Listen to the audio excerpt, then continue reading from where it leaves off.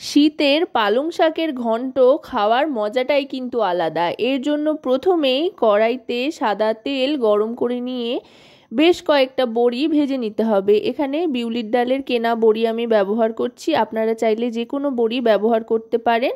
আর হ্যাঁ, এই রেসিপিটা কিন্তু সম্পূর্ণ নিরামিষভাবে বানাচ্ছি, তাই আপনারা যে কোনো দিন যে কোনো সময় কিন্তু রেসিপিটা তৈরি করে নিতে পারেন। কথায় কথায় বড়িগুলো ভাজা হয়ে গিয়েছে, এবার তুলে নিচ্ছি। বড়িগুলো তুলে নেওয়ার পর গ্যাসের ফ্লেমটা লোতে করে দিয়ে ফোড়ন হিসেবে দিয়ে দেব কালো জিরে আর শুকনো লঙ্কা। শুকনো লঙ্কাটা একটু কালচে রং ধরে আসলে তারপর এতে দিয়ে দেব লম্বা লম্বা মোটা মোটা করে কেটে রাখা আলুর টুকরোগুলো। এই রেসিপির জন্য এভাবেই কিন্তু আলুর টুকরোগুলো কেটে নেবেন। এতে করে ভাতের সাথে মেখে খেতে অসাধারণ লাগে। এইভাবে আলু যদি যে কোনো রেসিপিতে দেওয়া যায়, সে ঝোল, ঝাল, ঘন্ট, চচ্চড়ি যাই বলুন না কেন। দেখুন আলুগুলো কিন্তু বেশ লালচে রং ধরে এসছে। এবার দিয়ে দিচ্ছি এতে শিমের টুকরোগুলো। শিমগুলো এখানে 4 টুকরো করে কেটে নিয়েছি, আর লম্বা লম্বা করে কেটে রাখা বেগুনটাও দিয়ে দিলাম। শিম আর বেগুন একসাথেই ভেজে নেব।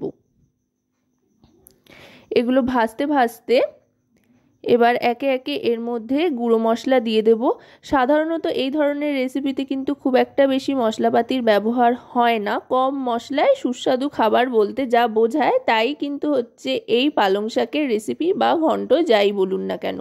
এতে দিয়ে দিলাম হলুদ গুঁড়ো 1 টিস্পুন পরিমাণে, আর তার সাথে দিয়ে দিলাম লঙ্কার গুঁড়ো, এতে করে বেশ একটা ঝালঝাল ব্যাপার আসবে। আর দিয়ে দিলাম পরিমাণ মতো নুন। আপনারা চাইলে লঙ্কার গুঁড়োর পরিবর্তে শুধু কাঁচা লঙ্কাও ব্যবহার করতে পারেন।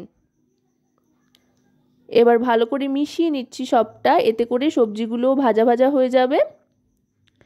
এবার গ্যাসের ফ্লেমটা একটু বাড়িয়ে নেব। সবজিগুলো দেখুন অনেকটাই কিন্তু মজে এসছে, যেহেতু নুন দিয়ে দিয়েছি। এবার দিয়ে দিচ্ছি শাকটা। পালং শাক এখানে রাফলি কেটে নিয়েছি, খুব বেশি যে মিহি করে কুচোতে হবে সেরকম কোনো ব্যাপার নেই, রাফলি কেটে নিলেই চলবে। পালং শাকটা দিয়ে এবার গ্যাসের ফ্লেমটা আবার লোতে করে দিয়ে ঢাকনা চাপা দিয়ে দেবো। এই রেসিপিতে কিন্তু তেমন কোনো জলের ব্যবহার হয় না সাধারণত, কারণ শাক সবজি এগুলোর থেকে যে জলটা বেরোবে তাতেই কিন্তু রেসিপিটা খুব সুন্দরভাবে রান্না হয়ে যাবে। 2 থেকে 3 মিনিট ঢাকনা চাপা দিয়ে রাখার পর ঢাকনাটা সরিয়ে নিয়ে আরও আরেকবার ভালো করে মিশিয়ে নিচ্ছি। দেখুন শাকটা কিন্তু অনেকটাই মজে এসছে। এবার সবটা ভালো করে মিশিয়ে নেব। সবটা ভালো করে মিশিয়ে নিয়ে এবার গ্যাসের ফ্লেমটা আবার মিডিয়াম টু হাইতে করে দেব।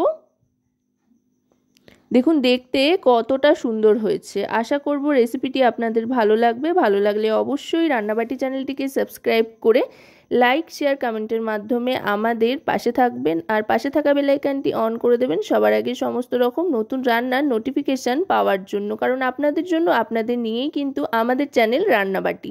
কয়েকটা চেরা কাঁচা লঙ্কা দিয়ে দিলাম। যারা বেশি ঝাল খেতে পছন্দ করে তারা চাইলে মেখে খেতে পারবে। আর যেহেতু নিরামিষ রান্না তাই চিনি দিয়ে দিচ্ছি, স্বাদ মতো চিনি দিয়ে তারপরে দিয়ে দিচ্ছি বড়িটা, যেটা ভাজার পর ভেঙে নিয়েছিলাম। আপনারা চাইলে গোটা গোটা বড়িও দিতে পারেন, আবার এভাবে ভেঙেও দিতে পারেন। তাতে প্রত্যেকটা বাইটে কিন্তু বড়িগুলো মুখে পড়বে আর খেতে দুর্দান্ত লাগবে। কথায় কথায় রান্না কিন্তু হয়ে গিয়েছে, এবার সার্ভ করে দেবো আর খাওয়ার অপেক্ষা।